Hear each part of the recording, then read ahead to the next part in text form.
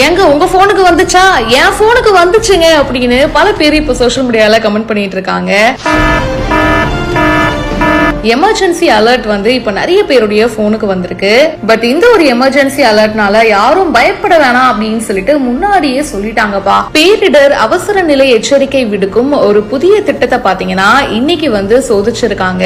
So அதனால பல பேருடைய மொபைலுக்கு இந்த எமர்ஜென்சி அலர்ட் வந்திருக்கு. இதனால யாரும் பயப்பட வேணாம் அப்படின்னு நம்ம கவர்மெண்ட் சொல்லியிருக்கு. நம்ம இந்தியால இப்ப ரீசன்ட் டேஸ்ல பாத்தீங்கன்னா பேரிடர் மற்றும் அவசர கால எச்சரிக்கைகளை ஸ்மார்ட் போனுக்கு அனுப்பும் திட்டம் குறித்து சோதனை நடந்துட்டு வருது.